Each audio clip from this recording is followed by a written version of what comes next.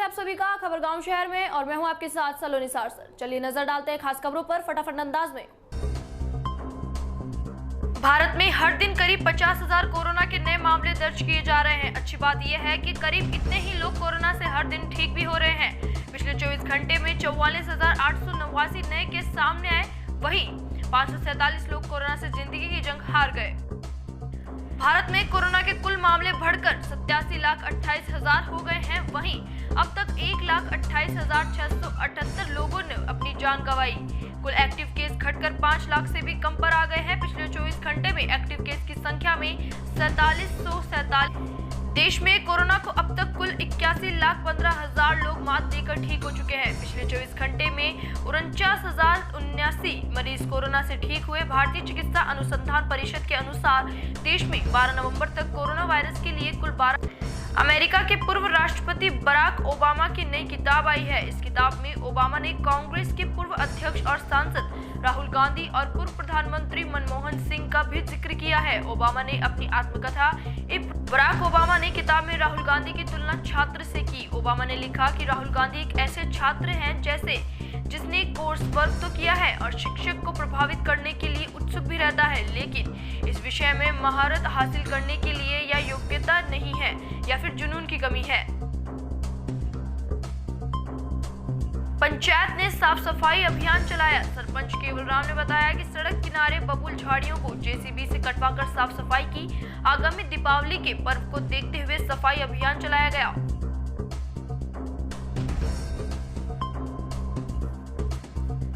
सरपंच पद का कार्यभार संभालते ही सफाई व्यवस्था का व्यापक असर दिखाई देने लगा है। पहले जहां कचरे के ढेर लगे रहते थे, वहीं अब सफाई देखने को मिल रही है। इस दौरान गांव के लोग मौजूद रहे।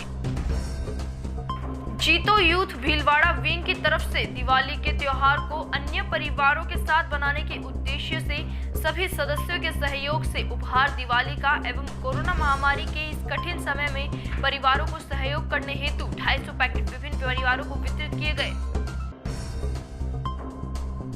सचिव मोहित भूरा ने बताया कि सर्दी को मद्देनजर रखते हुए कंबल, कोरोना से बचाव हेतु मास्क, दिवाली की खुशियां बांटने हेतु मिठाई के पैकेट, नमकीन एवं गिफ्ट बॉक्स पैकेट भी वितरित किए गए।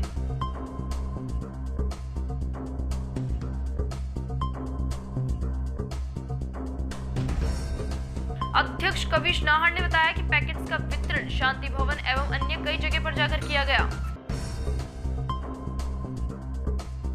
12 नवंबर को रिटायर IAS अशफाक हुसैन ने अजमेर स्थित सूफी संत ख्वाजा मोइनुद्दीन चिश्ती की दरगाह की प्रबंध कमेटी के नाजिम का पद संभाल लिया है।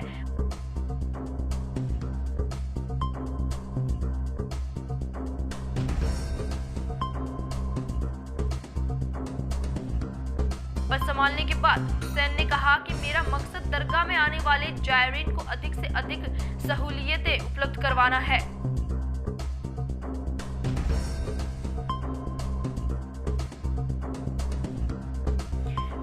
अजमेर में वर्षों तक प्रशासनिक पदों पर रहे तथा नाजिम के पद पर भी 2 बार काम किया, इसलिए उन्हें जायरीन की तकलीफों के बारे में पता है।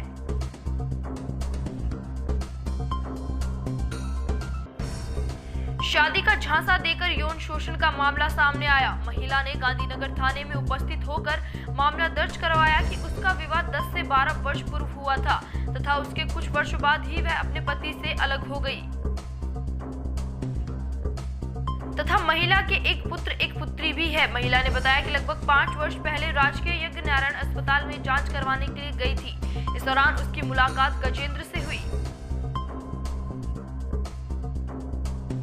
तथा गजेंद्र ने महिला से उसके फोन नंबर ले लिए और धीरे धीरे उनकी आपस में बातचीत होने लगी।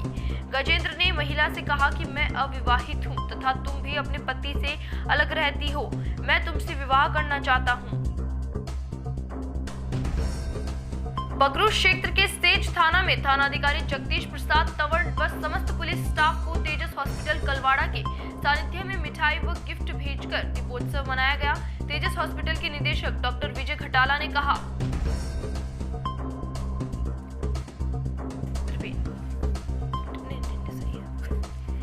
कि यह खुशी का पर्व है। हम सभी को चाइनीज वस्तुओं का बहिष्कार कर मिट्टी से बने दीप जलाकर दीपावली का त्योहार मनाना चाहिए।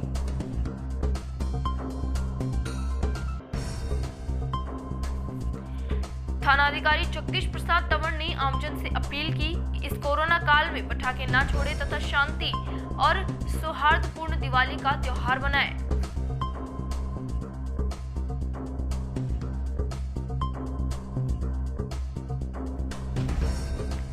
जयपुर पुलिस कमिश्नरेट की निर्भया स्क्वाड टीम ने जयपुर वासियों को प्रदूषण मुक्त दिवाली मनाने का संदेश दिया। निर्भया स्क्वाड टीम ने बड़ी चौपड़ पर ग्रीन दिवाली मनाई और स्लोगन के माध्यम से लोगों को जागरूक किया।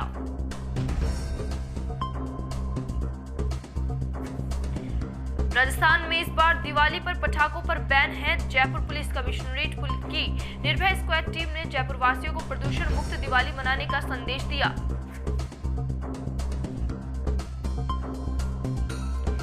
निर्भया टीम ने पूरे जयपुर शहर में पैदल मार्च व विंटेज गाड़ियों में जयपुरिया स्टाइल में साफे पहनकर फ्लैग मार्च निकालकर लोगों को ग्रीन दिवाली के लिए आकर्षित किया।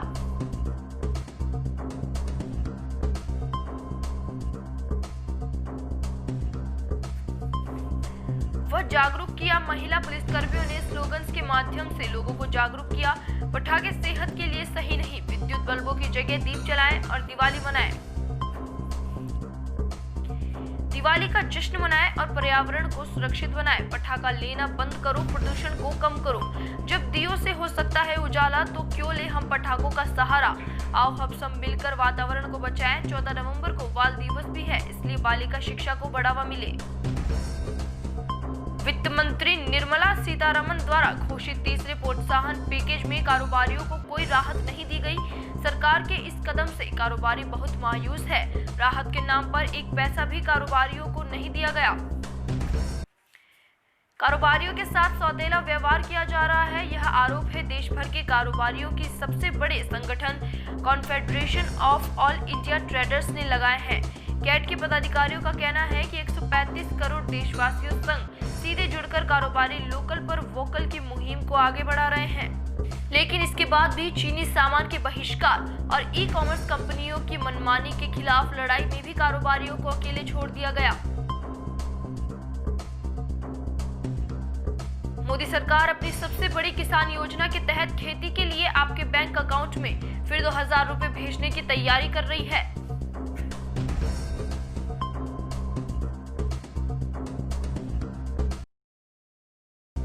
किसान सम्मान निधि स्कीम की 7वीं किश्त 1 दिसंबर से आनी शुरू हो जाएगी, यानी 17 दिन बाद केंद्र सरकार आपके खाते में 2000 रुपए और डालेगी।